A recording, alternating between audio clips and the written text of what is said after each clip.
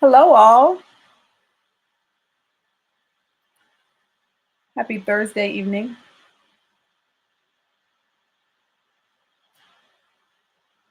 How's everybody doing in November?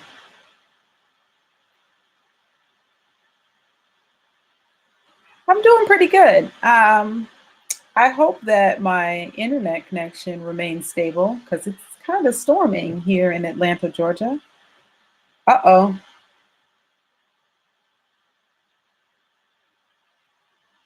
Anna can't hear me. Okay. Okay. So maybe it's just Anna. Thank you, Maria.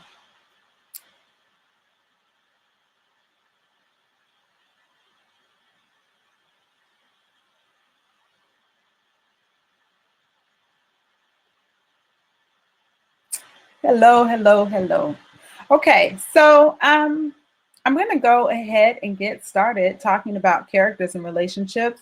Um, yeah, that's good advice. Thank you, Selena. So I'm going to really start at the beginning because I think that characterization is something that it's one of those things that it feels like, oh, I know this. I've been doing it forever. But then when it gets to kind of an AP level, then it starts to be a little harder. You have to dive deeper into texts. So I'm going to really start with the basics, and then we'll do a little practice. Just look at some character descriptions and talk about how we might analyze those, and then talk about what that looks like on the AP exam. So, of course, oh, I feel like I started a little bit early, but we're here. We're talking about characters and relationships. That's all that you missed. So, of course, if you're not following Think Fiveable, why aren't you? What are you doing with your life? I'm sure that all of you are. That's how you constantly end up here, and that's fantastic. Um, it's an important relationship, and I think, if nothing else, it's a little entertaining in those times when school everybody has the same cycles of school, so it's nice to be part of a greater community.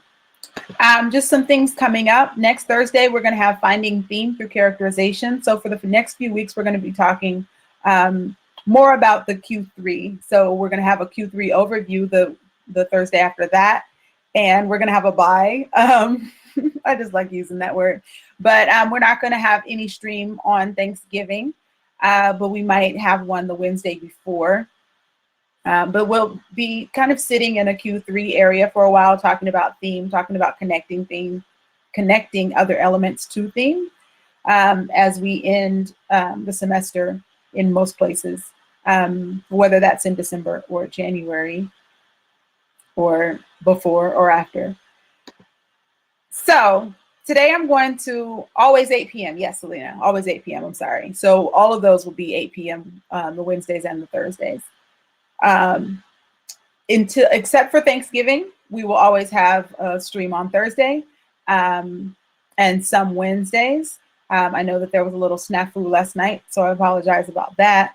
But you can count on a Thursday and check the schedule for Wednesdays. I'm going to try to create a stronger thread between the streams for the next few weeks, because I know that people are going into finals and they're wrapping things up, and probably in your classes you've been exposed to every kind of question, so we can dive a little deeper into the different questions. So yes, every Thursday AP Lit will stream at 8 p.m. It won't always be the same person, but that's the fun of it, right? Also, I'm going to ask you this again at the end, but be thinking about what you would like to see, like what is going on in class that you might need some support in. I'm going to ask you to drop that in the chat at the end, or whenever you think of it, just kind of label like, hey, I'd like a stream on blank, because I think it's coming up to the time when we really want to know how things are working for you all and how we can be better. Okay, so I'm going to talk about characterization, some basic terms. Then I'm going to talk about where and how it shows up on the AP Lit exam. Spoiler alert, everywhere. And then I'm going to talk about a kind of character relationships and how you can figure out who those are, and really kind of what questions to ask yourself as you're reading. So because of the stream, I'm going to focus on shorter passages, but I do want you to be thinking about how to apply this to longer fiction for the literary argument essay. So first of all, characterization. We know what characterization is, but one of my favorite definitions of it is it's the method of making characters seem like real people with motivations and beliefs. And so I think that one thing that helps us analyze character is if we think about characters like real people, based on the people that I know, like, does this make sense for this character to do? And if it doesn't make sense, if this is not in line with what I know about characters, then why would the author create this anomaly? And so I think this is my favorite definition as opposed to the method of creating or developing characters, because it reminds us that art imitates life, that literature really is commentary on life. And so in order for us to be able to take themes from literature, we need to be able to make it feel like real. And so all of the things that authors create and do with the characters, all the things that they have them say, are choices to create real people and develop them well so that we believe that they would do something that they would do. Because characterization is one of those things where if you run into somebody who's like, you think you know this person, you're like, oh, that's like my friend Kelly, and so they continue to act like Kelly, and then they make a really un-Kelly decision. It's like, should I believe this? And if I don't believe it, then why don't I? And so that's the kind of thing that we need to be thinking about when we're analyzing characters, why they do what they do, and how the author creates the expectations for what they'll do. So of course, there's direct characterization and indirect characterization. I didn't even give a definition for direct characterization because we know what it is.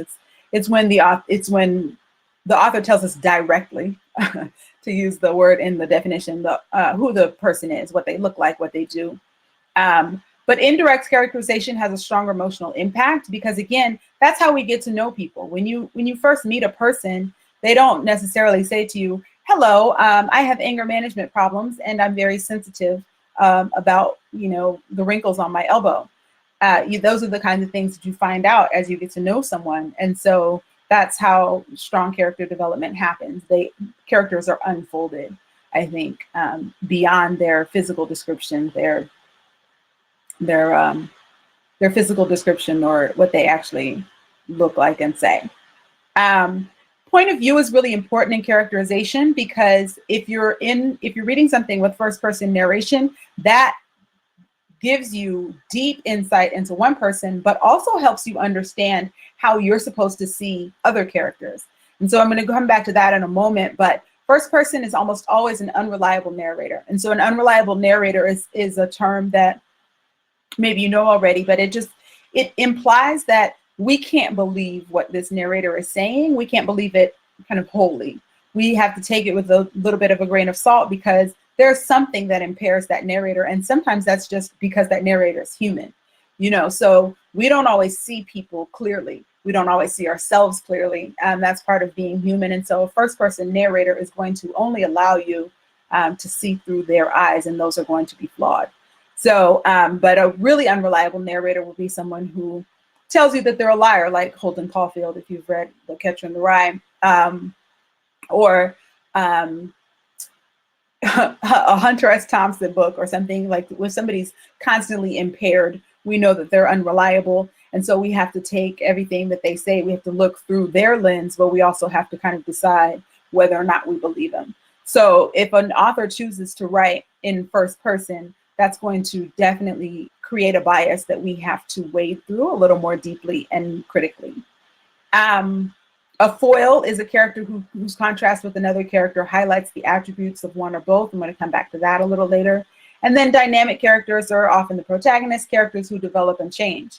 Sometimes we know that a protagonist is a protagonist because they are the character who develops and changes. And so one of my favorite examples of a protagonist who doesn't seem like a protagonist, or a protagonist who's not a hero, is any of the movies about the Joker. So The Dark Knight, there I am. The Dark Knight is one of my favorite films ever, but also a really good example of how a protagonist is you know that it's a protagonist because of your investment in the dynamism of the character, but you don't expect it to be because he's not the hero, you know. So sometimes people have a really hard time distinguishing between hero and protagonist, and that's the way to do it.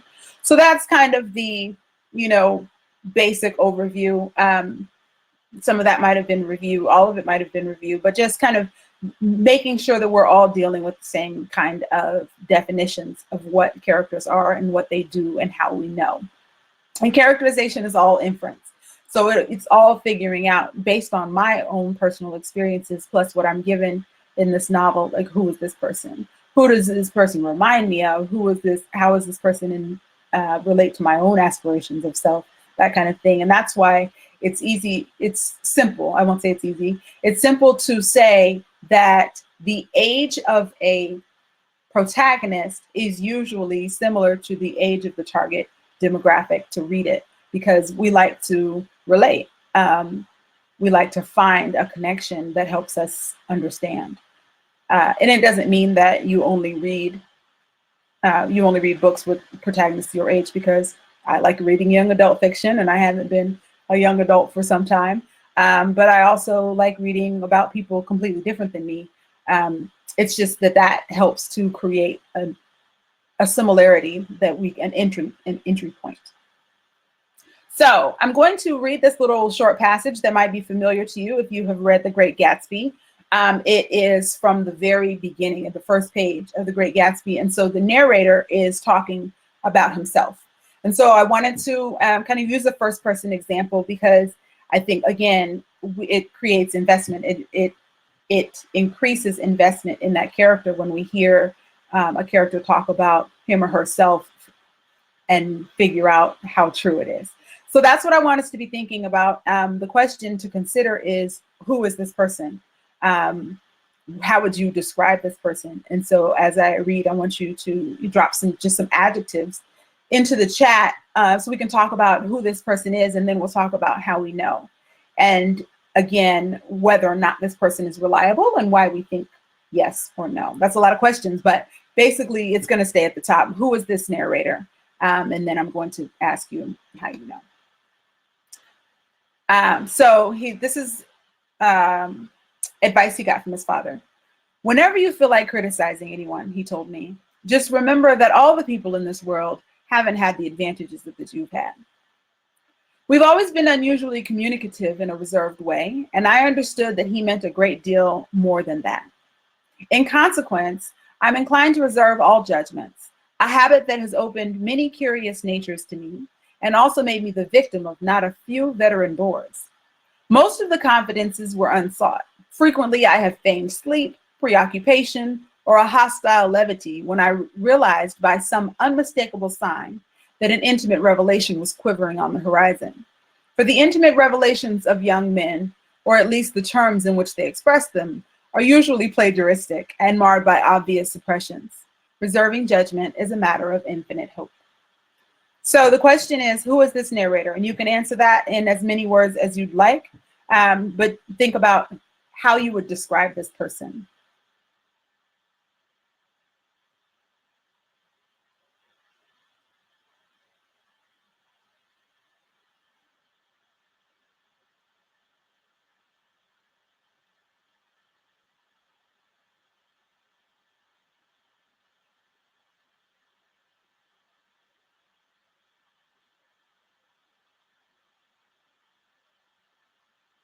While you think, I'm going to disappear for just a moment because I forgot to bring my power cord in the room. So you drop the adjectives, I'll be right back.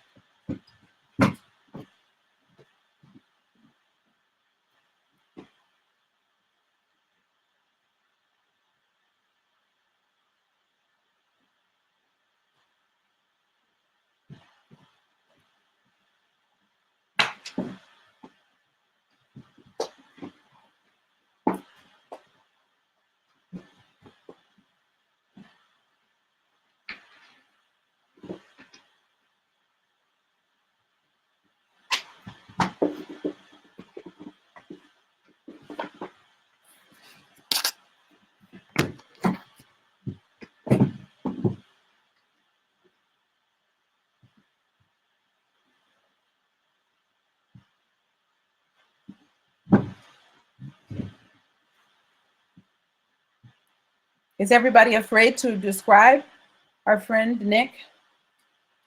There we go, overthinking. Good. Critical.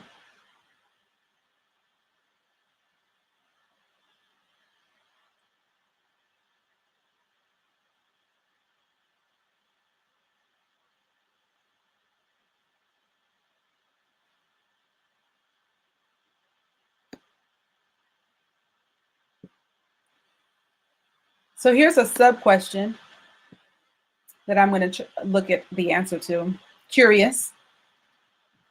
A sub question is there a difference between who he proclaims to be, how he describes himself, and how we see him?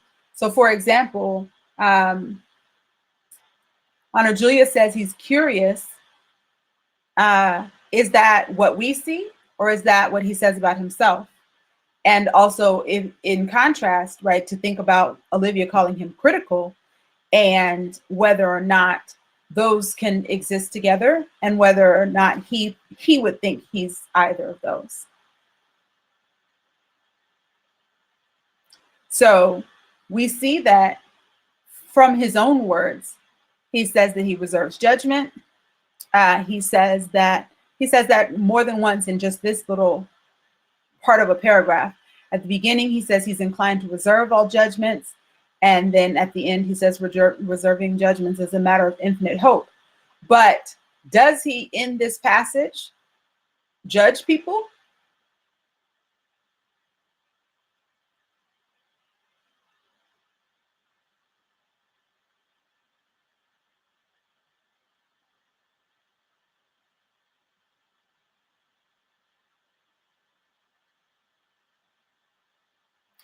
Right. So we see him.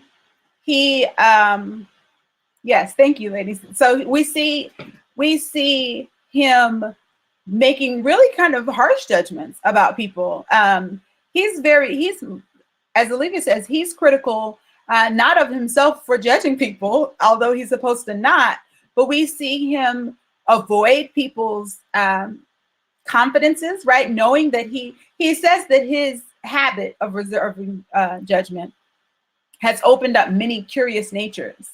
And so that seems pretty neutral. Curious natures. Okay, people are curious, or he's curious about them.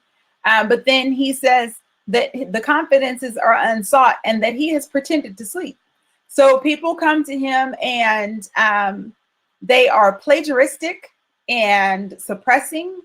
And hello, Magic Mike. They're plagiaristic and suppressing, and they are curious. That is not necessarily neutral once we see who he is. And that actually he does not reserve judgment at all, that he judges the people who bring their problems to him, their intimate revelations, and that he doesn't really actually want to hear them, which implies that he's not very honest about himself.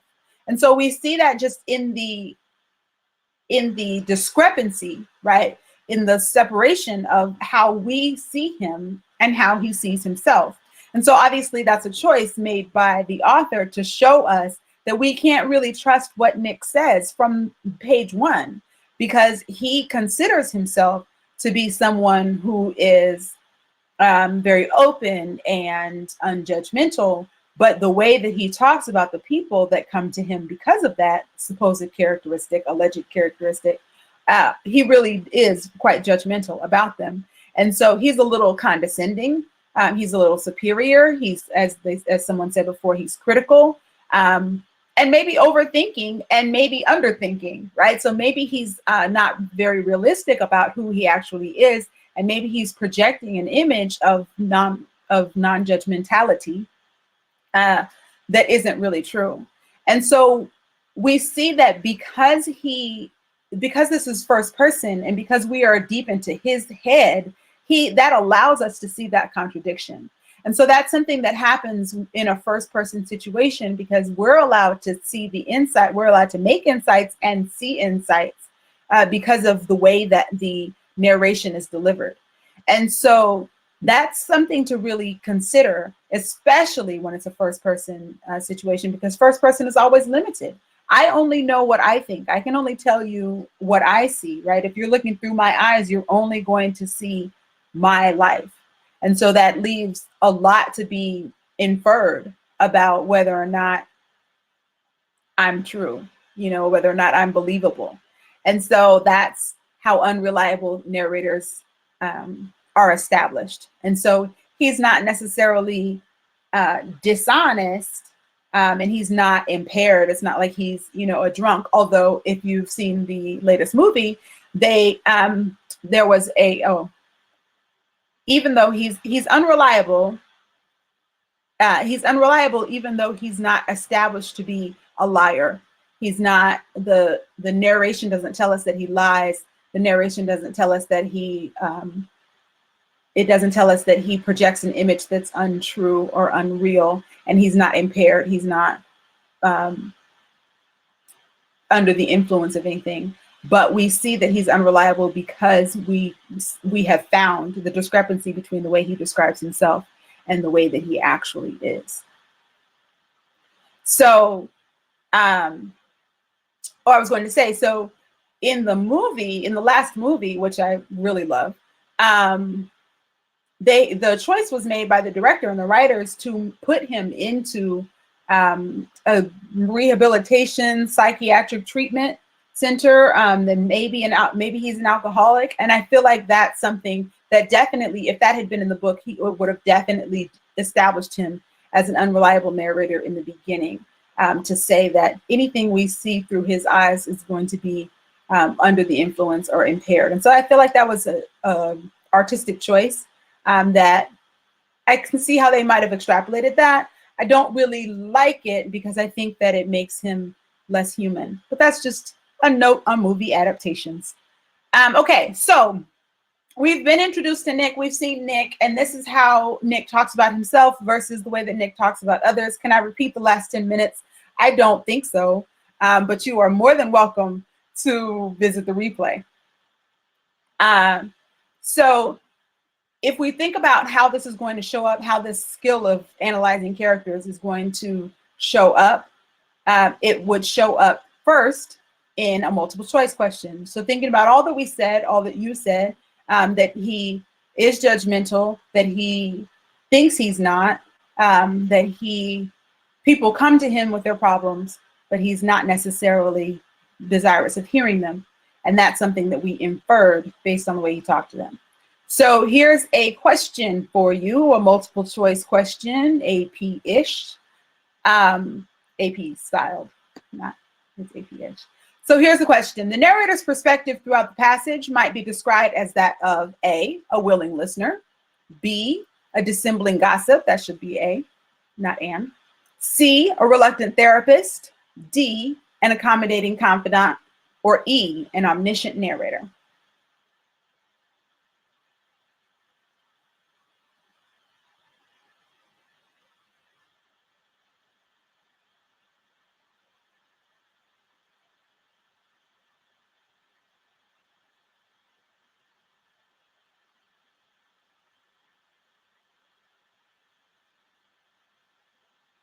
We have some famous people in the stream tonight. Magic Mike and Donald Trump. We have a spectrum of responses.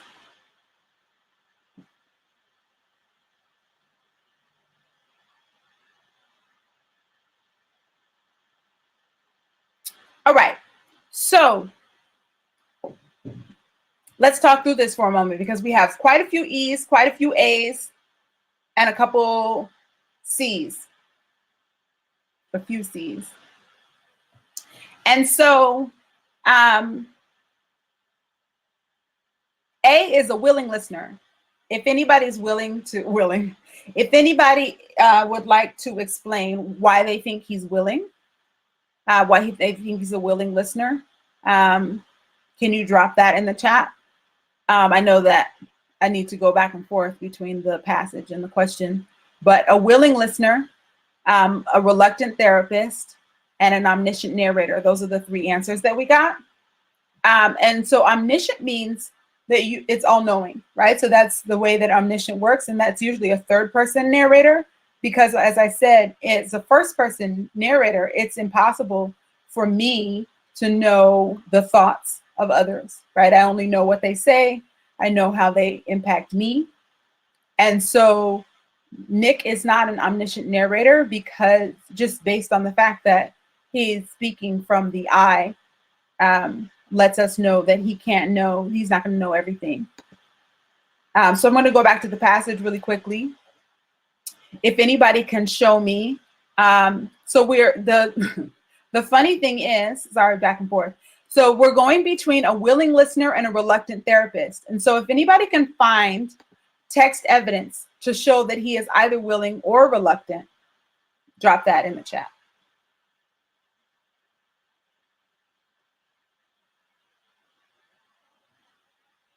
Oh, when we only see his thoughts, that's limited. Thank you for that question, Lucy. So the opposite, kind of, the literary opposite of omniscient is limited.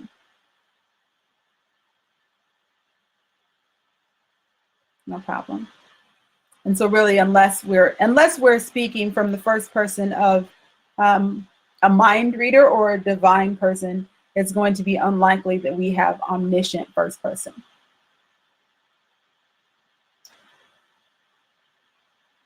So again, we're looking for evidence that he's reluctant or evidence that he's willing.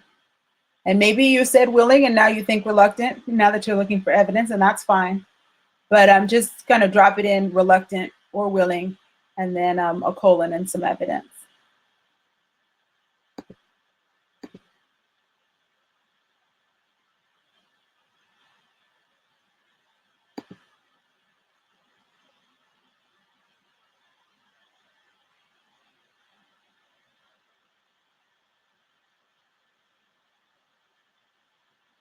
It's okay to support a wrong answer, because we don't know what the right answer is yet. I have not confirmed he's either willing or reluctant.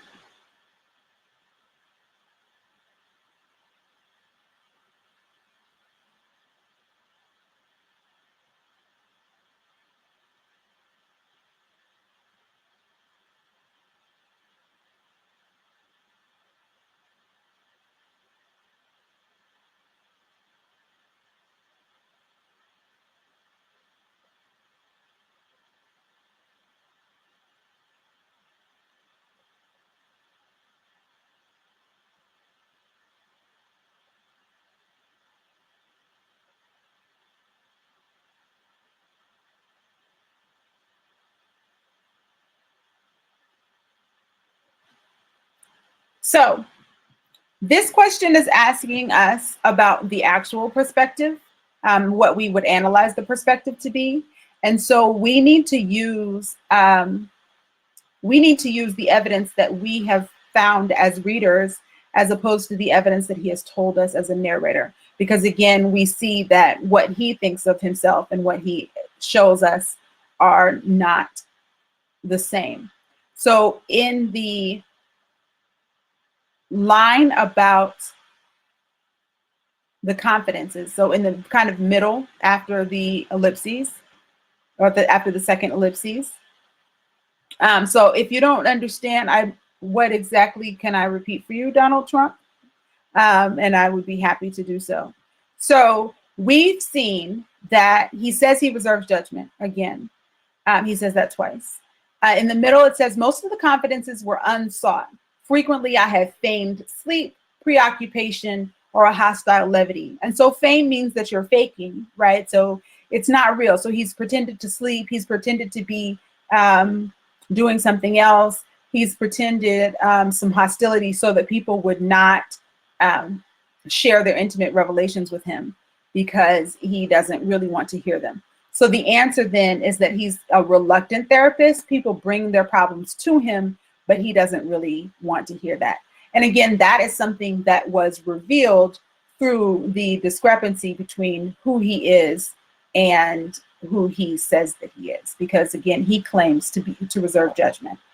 And so there's a question, are specific questions about the narrator a major part of the test? And so specific, you might get a multiple choice question frames just like this one.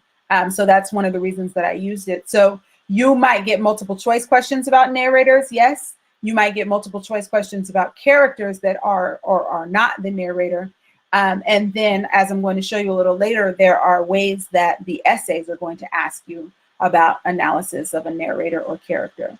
So that's why I use this kind of practice, because it shows up, narrators and characters show up in multiple ways and in multiple points throughout the exam, as we're going to see in a moment.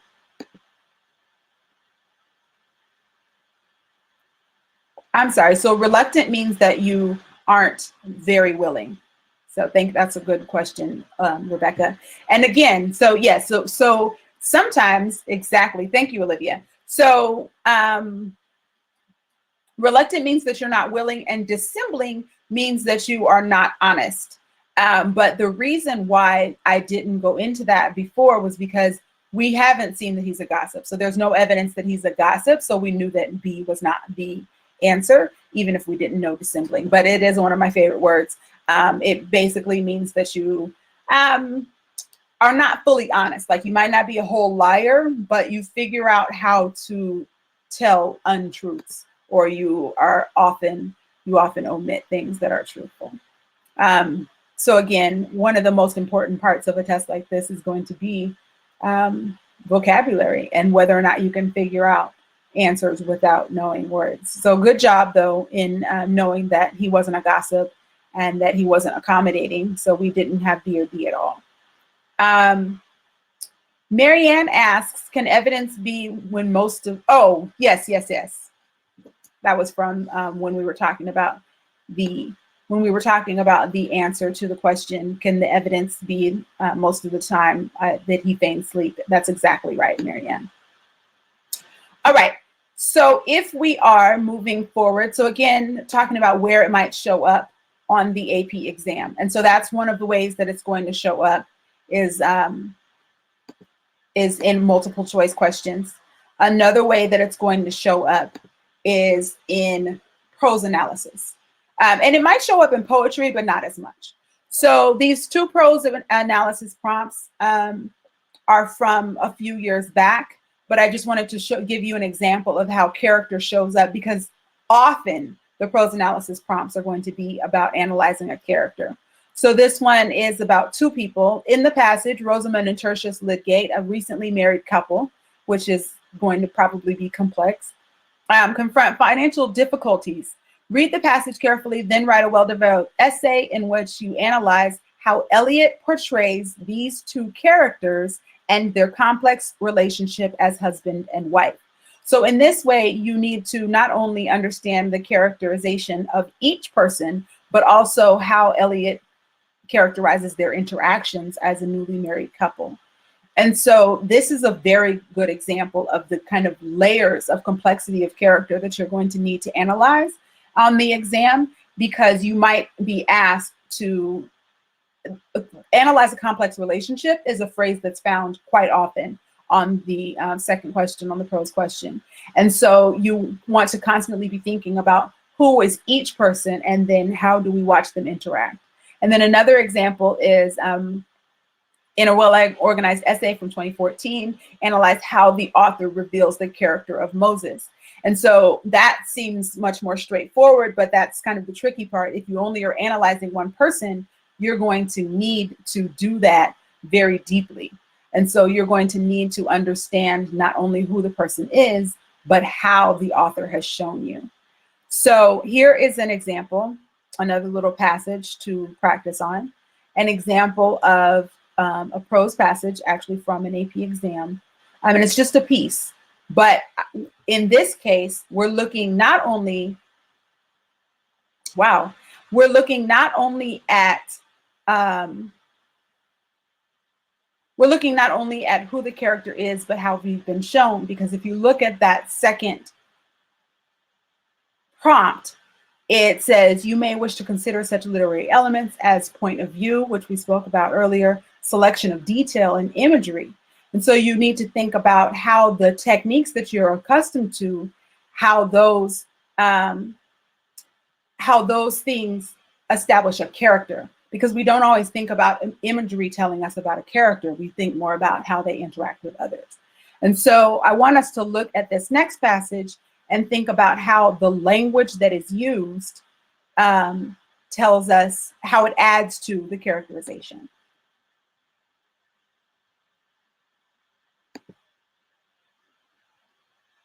Uh-oh. My slide won't advance.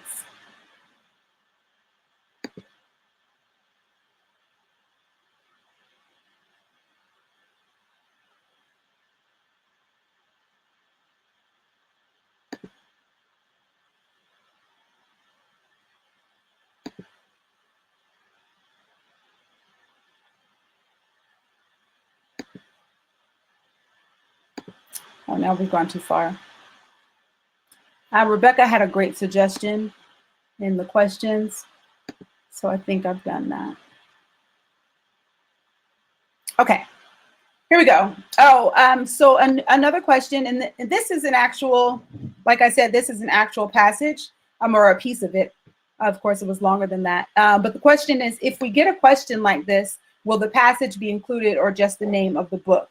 And so if you get a question, like the multiple choice question, I'm not sure if that's what you're asking. The multiple choice question would be based on the passage, and they probably would not tell you the name of the book. And if you get a prose analysis question, you probably would be given the name of the book, but you would only be using the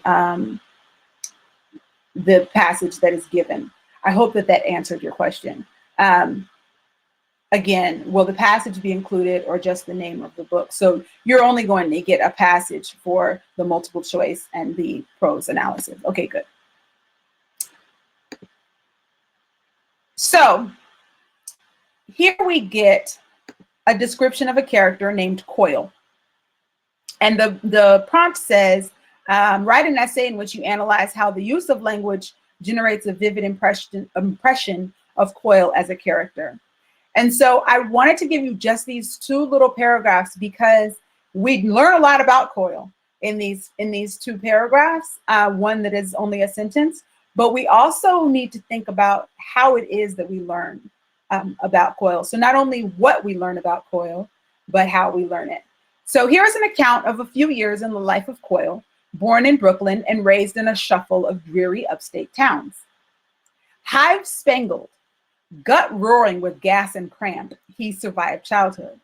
At the State University, hand clapped over his chin, he camouflaged torment with smiles and silence. Stumbled through his 20s and into his 30s, learning to separate his feelings from his life, counting on nothing. He ate prodigiously like the ham knuckle, buttered spuds. Okay, so how would we describe Coil? Our dynamic character, probably, okay, so while people are thinking about Coil, thank you, Natalie, dynamic characters may or may not be included in multiple choice questions. You probably would not be asked whether or not a character is dynamic, but you would probably be shown some element of the dynamic nature of the character. So there aren't very many term questions anymore. They're not going to ask, which character is dynamic in the passage, or is a character dynamic even. But you would be expected to be able to analyze. And also, Natalie, not in multiple choice questions, but in an essay prompt, you would probably want to examine how a character evolves over time. Okay, so we've had some responses. Yes, thank you. So he seems to struggle with his life. Yes, he's unhappy. He's had a rough life. Two people said that at the same time. Jinx.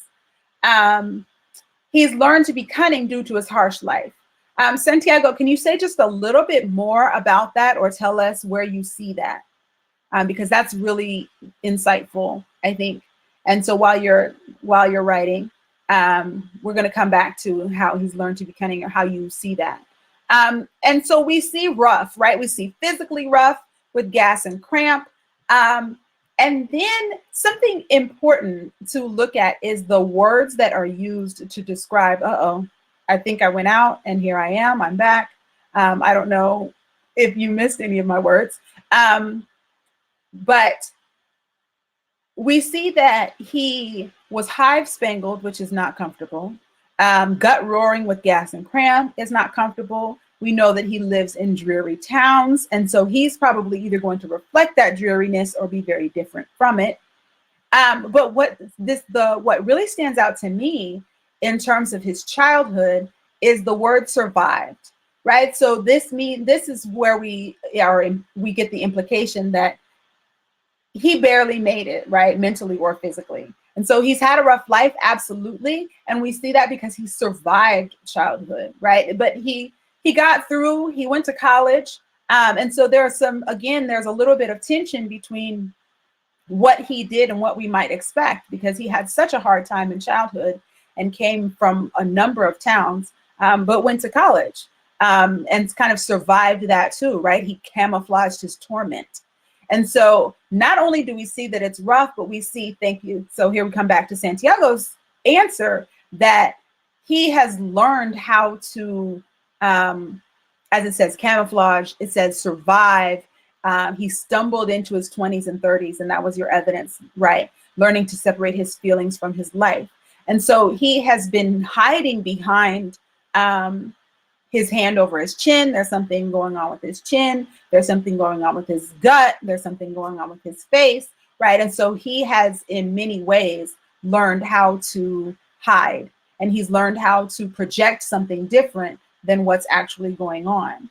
And so we see this, right? And so the deeper we can go into that, the more we can say about it, the better. Obviously, the stronger the analysis, but also think about how the diction of the description implies those things. And so again, how do we know that he has learned that he's resilient even, right? So if we say he's had a rough life, well, did he sink down to that rough life? Did he figure out coping mechanisms? He clearly figured out coping mechanisms. And so he's innovative, he's resilient, right? And we can make those inferences that are deeper than just kind of repeating what we've seen. And so if we were going to write about it, we can use words like survived and camouflaged, right, in thank you, Lucy, in response to a dreary life. And so he's lived a dreary life. However, right, he's come out, and then we have Santiago's evidence about learning to separate his feelings from his life. And so when we're analyzing characters, and I wanted to use this one because it's not like the previous one where what we see is different than what we're told, but what we see is so much more than what we're told.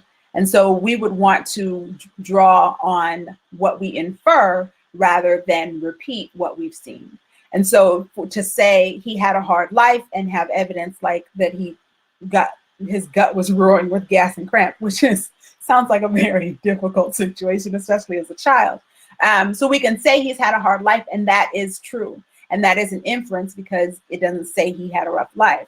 But when we start to dive deeper into the paragraph and talk about what that did for him and how he came out of that and what he learned from it, then we're making more strong analysis because we're using stronger inferences based on what we understand about the person.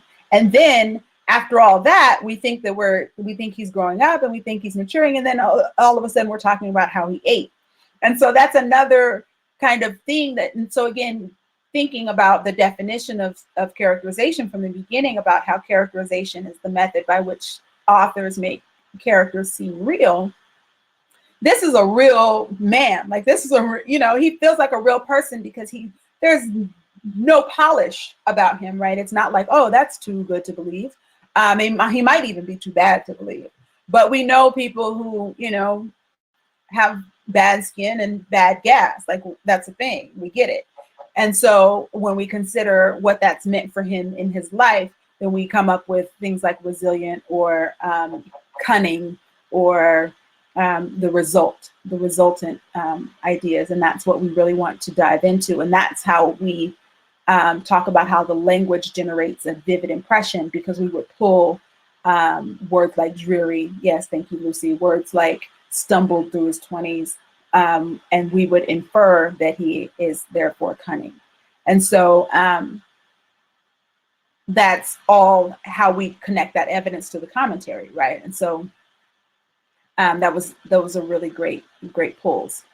So again, this is why we need to think about characterization as we read, because it could be the prompt. And obviously, if the prompt says for you to analyze how the use of language, and italicize that because that's what you're going to focus on, right? If you're going to analyze how the use of language generates a vivid impression, then as you read, obviously you're looking for the language and the vivid impression of Coyle as a character, but it's not going to be, you're not going to report back, right, what you read. You're going to have to decide what that means about him as opposed to what you saw. So what you read is the evidence, obviously, and then what you understand from it about him is the commentary, and that's how you get your evidence and commentary points.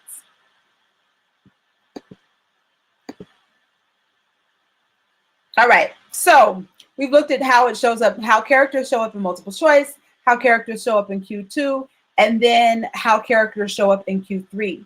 So the last thing that I just want to look at is how the literary argument prompts are going to ask you to analyze character. And so here are some examples. Looking at the first one, it says choose a novel or play, which that's what you're always going to have to do for the third question, the third essay. Choose a novel or play in which cultural, physical, or geographical surroundings, and then here's the important part, shape psychological or moral traits in a character. Then write a well-organized essay in which you analyze how surroundings affect this character and illuminate the meaning of the work as a whole. And so I'm about to dive into this, but the literary argument is going to ask you to make an argument, period. It's going to ask you to make an argument about some sort of concept, issue, topic, and the meaning of the work as a whole. And so this is the way that character works in the Q3s. It's going to ask you to examine some concept, like kind of through the lens of a character. And so it's going to tell you, it's very rarely is it going to ask you to write about more than one character. It's going to, and it's probably going to be protagonist because that's what you'll have the most to say about. But in this case, you have to think about, first you have to choose cultural, physical, or geographical surroundings, but you're thinking about how the surroundings has shaped the character. So you're going to have to argue what those surroundings are, right? That's not the argument, but you're going to have to argue how those surroundings have shaped the character and think about how the character might have been different in different surroundings. And so that, again, that's one of those ones that's really kind of multi-layered because you have to think of the surroundings. You have to think of surroundings that have shaped the character. You have to figure out how psychologically the character was shaped. And so this can get really difficult. And it's one of the reasons why you want to walk into the exam having a few books under your belt. And so that you don't have to spend a lot of time figuring out, well, who am I going to write about? And so, again, you want to go into the exam, and I know the exam is far off, but you want to go into the exam having novels that you know really well, and therefore characters that you know really well and that you can write about. Another example of character in the literary argument prompt is choose a novel or play in which a central character leaves home, yet finds that home remains significant. So that's important. That's going to be very specific, right? And so there are lots of people who leave home, but the home doesn't always remain significant. So you have to figure out who that character is. And then you're going to write a well-developed essay in which you analyze the importance of home to this character and the reasons for its continuing influence. And then explain how the character's idea of home illuminates the larger meaning of the work. And so again, it's always going to come back to meaning of the work as a whole. So when you see that a literary argument prompt is about character in particular, it's going to be asking you to analyze the impact of the issue, whether, in those last two, one was home, one was geographical surroundings, cultural surroundings, the impact of that concept on the character. And so you have to be able to, in your response, make a clear argument about this is how the character was impacted by the concept that I was given. It's going to ask you to analyze the impact. It's going to ask you to establish the effect of the interaction on the novel itself. So what does the character and his or her sense of home have to do with what happens in the book?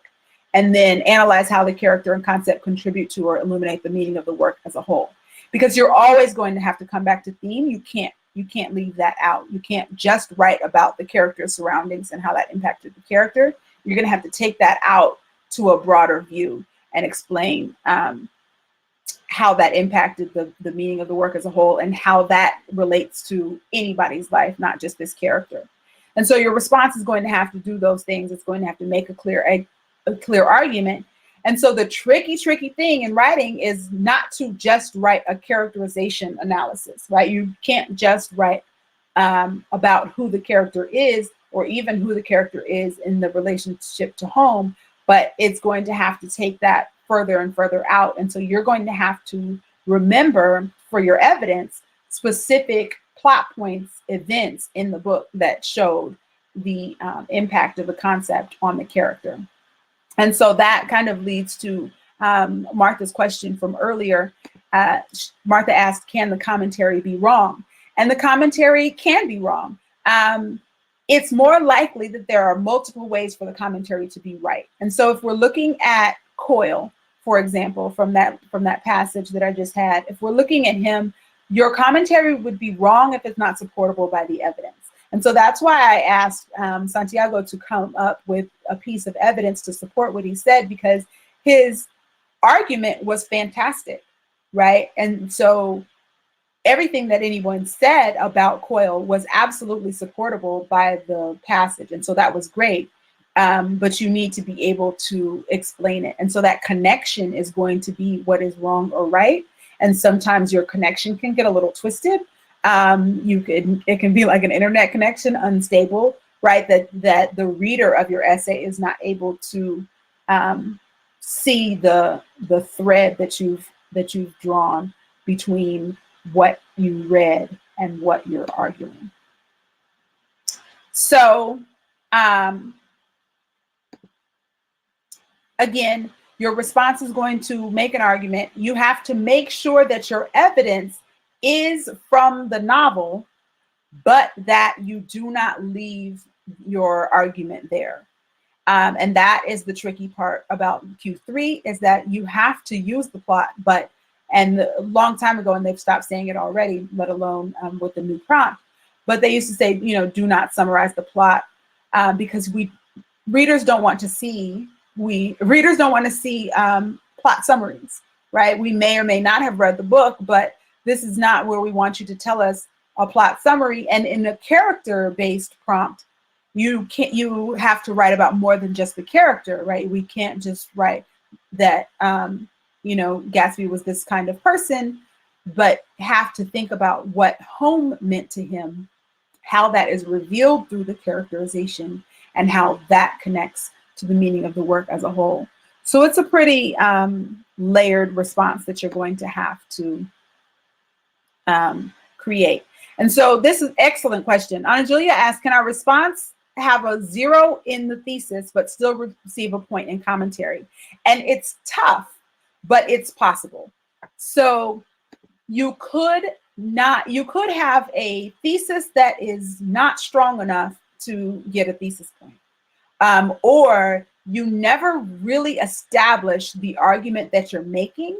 However, you do have analysis of the text that would earn you points in commentary. You're not going to get all the evidence and commentary points if you don't have a thesis, because part of the evidence and commentary points is about supporting your thesis.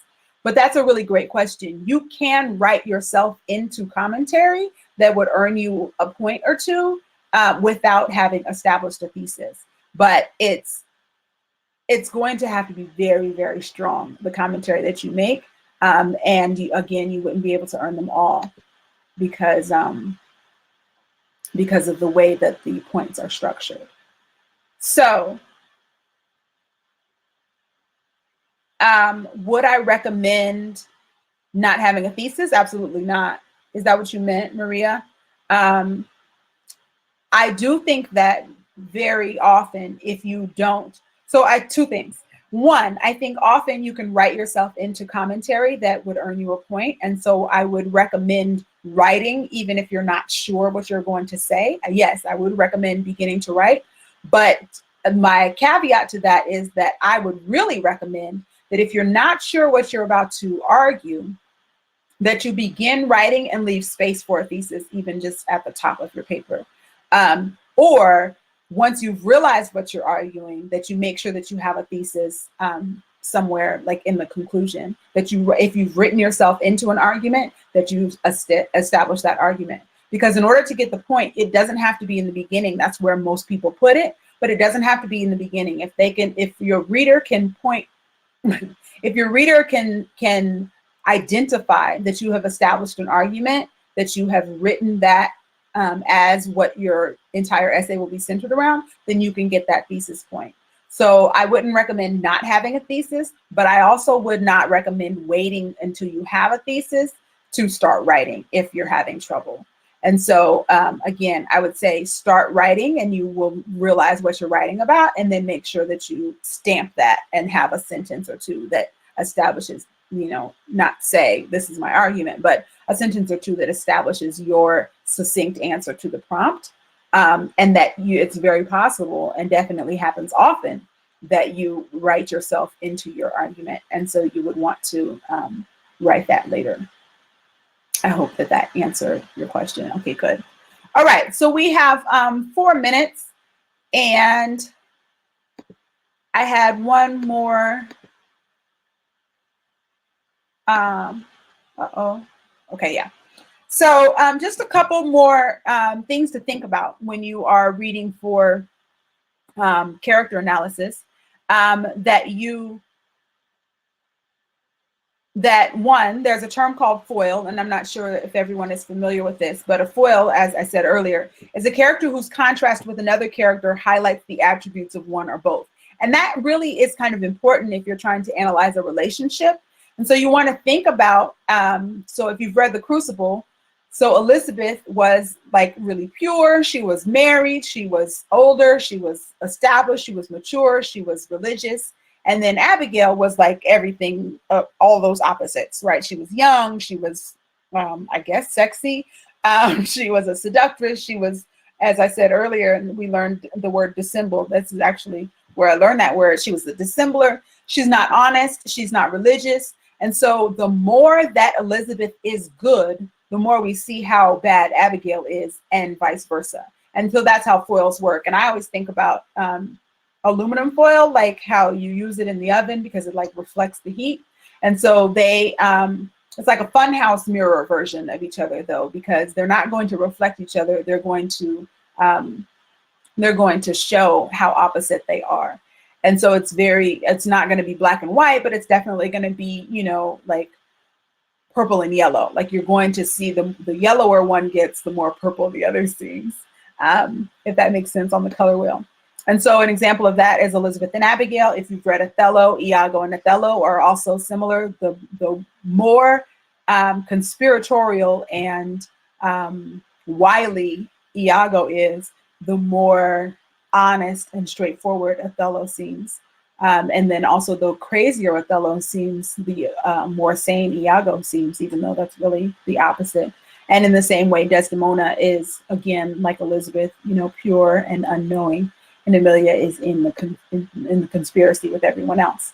And so as those characters are developed, you see how one really shows the other. And a lot of times somebody's going to be a foil to the protagonist, excuse me. And so obviously an important relationship is the protagonist and the antagonist. How they conflict is something that you want to pay attention to. And so how that relationship is developed, and then also how each character is developed individually. And so I'm kind of rushing because I have like 40 seconds. But just be thinking constantly as you read about how a character, especially the protagonist, how a character interacts with other people and what that says about their own development. Yes, so Rebecca asked the question that I should have seen that before because that was a great segue. Absolutely. So like the protagonist and the antagonist, they're not necessarily foils, but a lot of times that there are. And so it's very unlikely, Marianne, that they will ask you about a foil, although it's possible, but I think it's already happened, so they probably wouldn't do it again. But it's something to remember. So if you, for example, um, maybe the prompt is about someone who is violent, right? And so you would, to deepen your analysis, you could write about someone else in the book who is very peaceful, or a pacifist. And so how that kind of illuminates the violence of the protagonist, or vice versa. So maybe the character that you're writing about is very peaceful, but they had a very violent parent or something. And so that foil relationship is going to enhance the attributes of both characters. So time really flies when you are discussing characters and having characters in the stream. That was kind of crazy for a moment. Time flies when this happens. So our hour is up, but if you have any questions that I can hit upon really quickly in relation to characterization, or the AP Lit exam speaking on characterization or asking about characterization, go ahead and drop that. And other than that, that's a wrap. Thank you so much, everyone, for your participation. And thank you for, what is the word? Tolerating what was going on in the stream for a moment. But, just a little unexpected wildness on a November night. Thank you all for showing up. Thank you for participating. Have a great night. Happy Thursday. Have a great weekend. Be good, be safe. And we'll see you next Thursday, 8:00, as we dive into finding theme through characterization.